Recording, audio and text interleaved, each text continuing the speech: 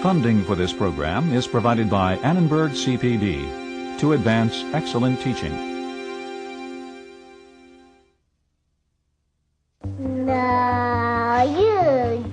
How do we learn to talk? Are we born with some innate ability for acquiring language? Okay. Or do we imitate our parents? Did he fall down? How do we go from this to this without ever taking a lesson? Language development, this time on Discovering Psychology.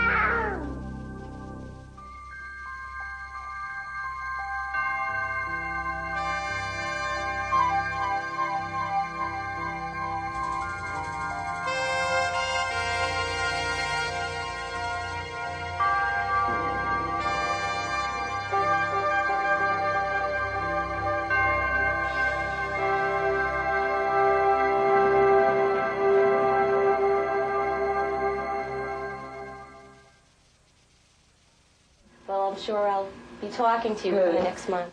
Do impeach your modesty too much.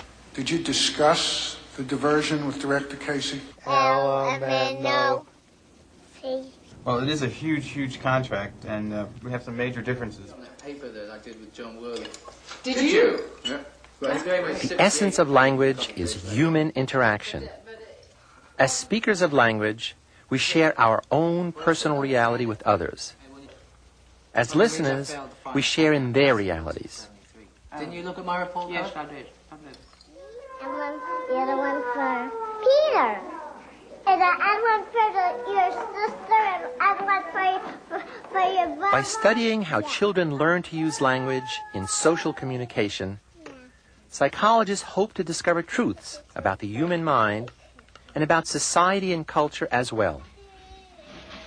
They seek to understand how this special ability has evolved in our species. Hi. Hi. Can you say bye-bye? Bye-bye. Bye-bye. Are we born with a built-in readiness to use language? How do we learn how to use words and structure sentences in coherent ways? What role do parents play in teaching children how to communicate? What makes baby talk? What's this? As soon as a baby is born, an amazing process begins. A process which we all take for granted, the development of communication and language. With amazing speed, children go from making their first sounds at birth to speaking their first words sometime around their first birthday. And by the time they start school, children are speaking almost like adults, with a vocabulary of over 14,000 words. I understand because he used words. But how do they do it? Yep. What is the process by which language is acquired? I win. Pintail. How much do we owe to nature, our genetic inheritance?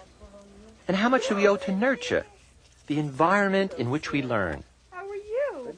How are you, Sarah? Until recently, it was assumed that the process was all nurture, that children learned language by imitating others, mainly their parents. That language was a learned skill. Thank you. But in 1957, MIT linguist Noam Chomsky revolutionized the study of language by questioning this assumption. We look at the very difficult empirical problem of explaining how it is that a young child with very limited information available to him acquires a system of language and knowledge of language that enables him to produce and understand this vast number of new sentences. Yeah. Big girl fly. Jean Berko Gleason, a psychologist at Boston University, is an expert in language development. Chomsky and his followers believe that human beings come into the world with what they call a language acquisition device, which is an actual neurological structure in the brain. They haven't specified where it is, but they tell us that the language acquisition device makes it possible for children to learn any language anywhere and that only human beings have the language acquisition device, and that the language acquisition device makes it possible for infants and for young children acquiring language to know what the deep structure or the meaning is of language, because the principles are innate.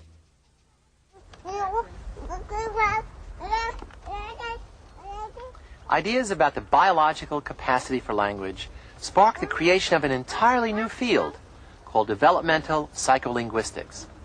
But many psychologists believe that social interaction between child and parent also has a major role to play in the development of language.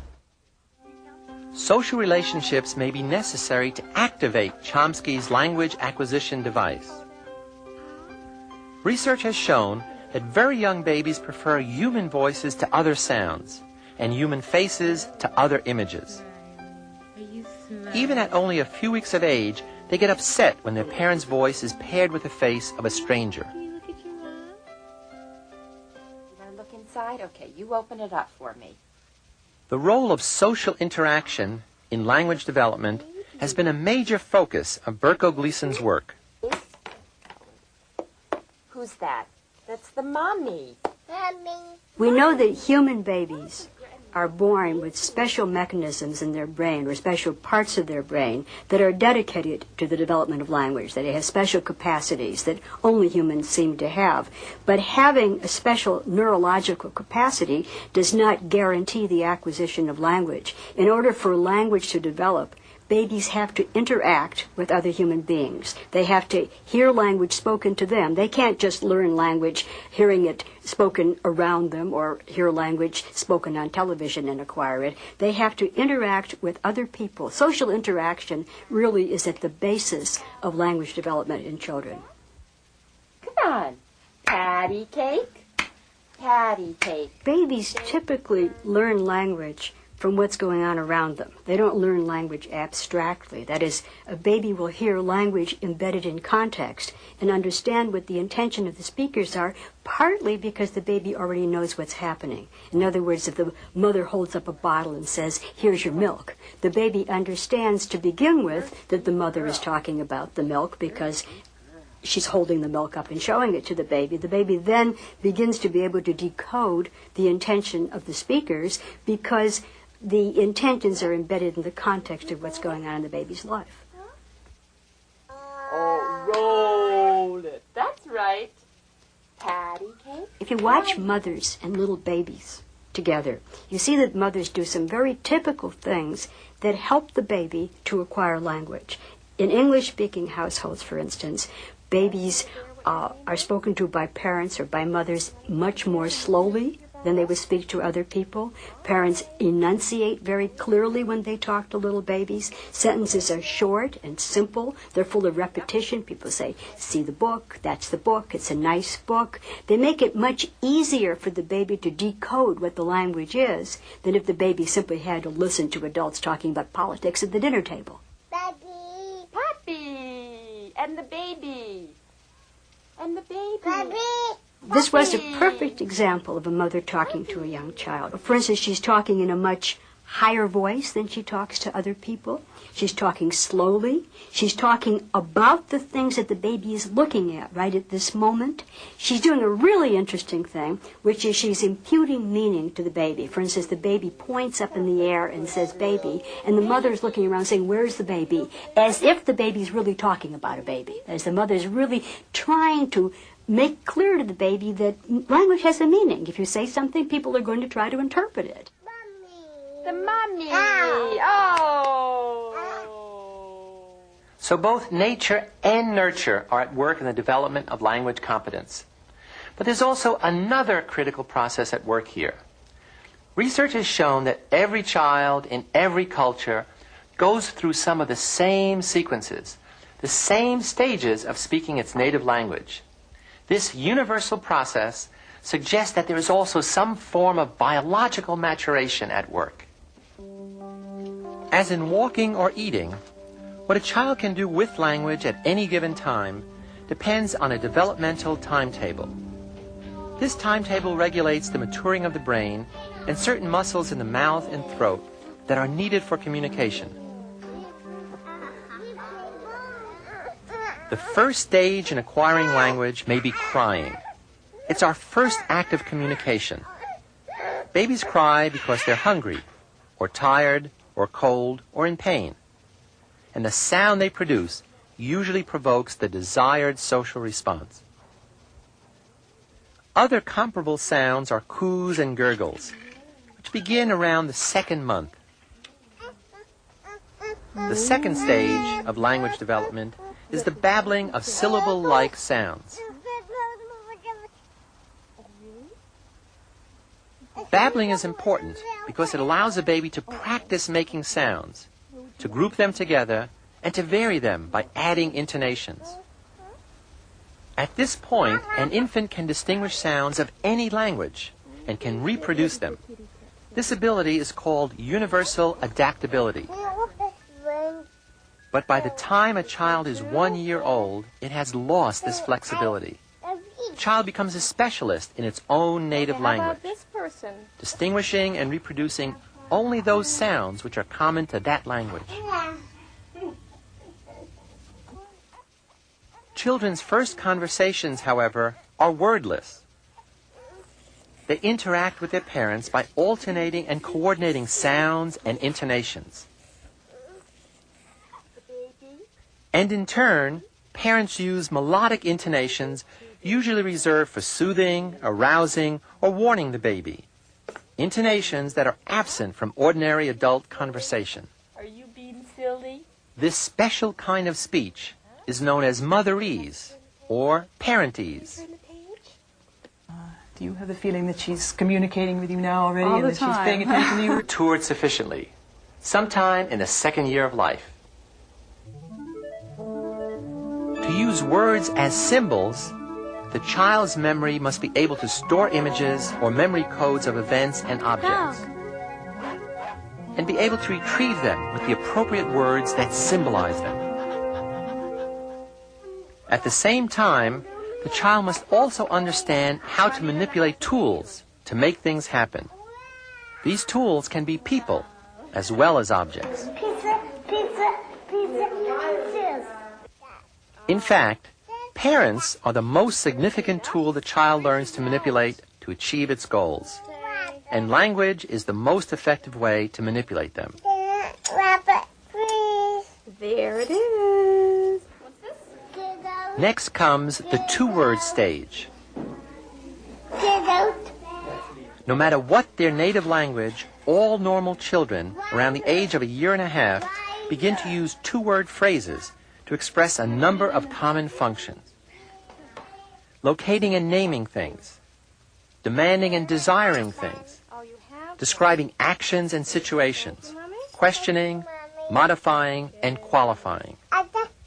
A ducky. Finally, in the last formal stage of this early development, the telegraphic stage, 2-year-olds form simple sentences, mostly of nouns and verbs.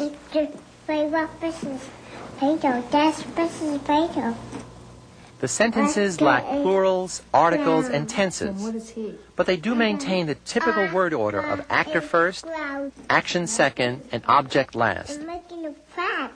I'm making a fat. Take me, I do. I do want to. I'm Mr. Pancake. After the age of 2, as a child's mental abilities develop, early restrictions on how much information he or she can get into one coherent statement are lifted. By the age of 4 or 5, the child is using language in much the same way as an adult does. Its biggest task during these early years has been to discover the underlying regularities in the way adults use language, the rules of grammar and syntax. Dan Slobin is a psycholinguist at the University of California at Berkeley. Slobin has studied how all children acquire a system of grammatical rules on their own, without imitating the people around them. For the past 20 years or so, we've been sending teams of researchers out all over the world to jungles, cities, villages, recording speech of little children to see how it is that children begin to acquire their native languages. And we found by now that regardless of what kind of language it is, what kind of social setting the child is learning under, 2-year-olds are beginning to apply the grammatical structures of the languages that they hear. And where do you go to school? I go in art school. And what do you do at art school? I paint. For example, in English, we follow very strict word order. We always first talk about what we're going to do and then what we're going to do it to. So we say, give me a cookie, drink the milk, show me your hand. First word is always the word about the action. The second word is the word about the object. Now, that division between action and object word seems to be quite universal in languages, and children pick that up quite early. In English, they also quite early in their own 2-word speech pick up that word order pattern. So even if they're saying things that are quite short and simple, English children will say things like, I want cookie. They won't say cookie I want. They'll say more milk, not milk more. They'll first talk about the action, and then they'll talk about the object. So they're already speaking grammatically. Now, if you were to ask your ordinary parent in the street how their child learned to talk, they would probably say, he just imitated. What's the problem? Well, one problem is if you listen to what children say, they often say things that they couldn't have imitated. So the children might say, a child might say something like, I breaked the glass, or I fall down. Now, the adults don't say things like breaked and falled, but the child does. And if you hear a child saying things like breaked and falled, this means that the child has worked out the pattern for forming the past tense in English. English doesn't always follow that pattern, but the child has decided that once you find a pattern, it's neat to stick with it. So that even if one doesn't say breaked or falled, and the child doesn't hear it, for a long time the child will use this pattern. So for a long period, for about the ages of 3 to 5, children are very persistent in trying to build a regular kind of grammar. We see this across all languages. Wherever languages show bits that are irregular, children try to make them fit their own regular pattern. They have an uncanny sense of how a grammar should be structured. Goalie, forward, and halfback. What's the name of your team? So now we're 6 years old, and we've acquired a highly sophisticated language to help us navigate through all the complex environments in which we have to function. But what happens when we bump into other people who are also navigating their way through social situations? How do we coordinate our intentions with theirs to avoid conflicts and to gain the ends we both want?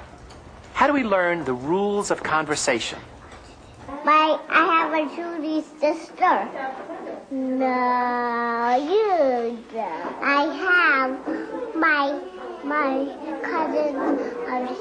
cousin John, and my cousins Gago. According to psycholinguists, most dialogues are highly structured forms of social communication. And they include 3 essential features that must be understood and shared by both parties. The first is opening conversations in ways that signal the willingness to converse. Hi. The second is understanding the unwritten rules for taking turns. And the third is closing conversations by mutual agreement. When these seemingly simple acts are not carried out properly, the result is confusion and even distress. The duck going to a city? Parents teach their children the rules of dialogue in a number of ways. They engage them in conversations. They ask questions and seek replies. They teach them what to say after someone has said or done something, such as thank you or yes please. Thank you. Thank you. Please, please, please. Please, please, please. Thank you, thank you, thank you. Henry was too hungry to resist. These early social activities not only help children to use language to gain their own ends, but also enable them to assist others in achieving their goals. What is it? What is what? That. That's Henry talking to the banana lady. Hannah, your food's ready. Without a stable structure of social verbal interaction, they wouldn't be able to use language in ways that are conversationally correct. Children have to be taught how to collaborate with other conversationalists. Want some pancakes? Sure. Well, I'm sure I'll... What would life be like without language? It would be life without access to the world of ideas, without any connection to the hearts and minds of other people. Language is fundamental to our very humanity. But before we communicate our sense of the world, we have to perceive it. In our next program, we're going to focus on perception as the critical link between the solitary, isolated organism and everything else that exists. Perception enables us to experience the universe as it is, and to redesign it as it might be, not to mention persuading others to see it our way. The many worlds of perception. Next time. I'm Philip Zimbardo.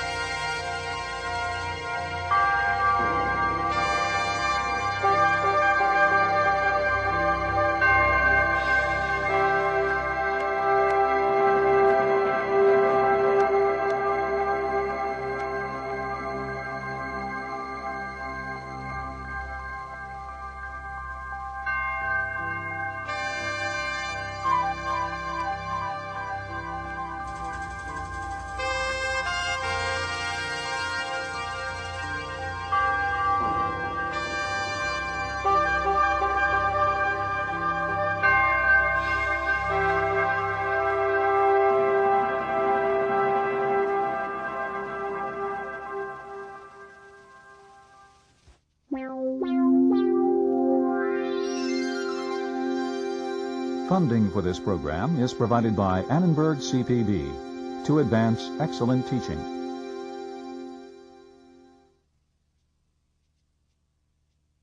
For information about this and other Annenberg CPB programs, call 1-800-LEARNER and visit us at www.learner.org.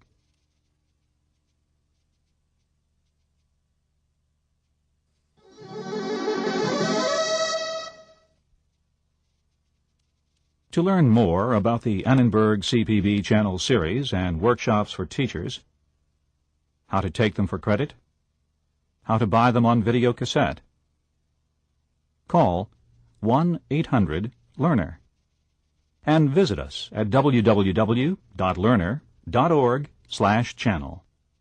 The Annenberg CPB Channel.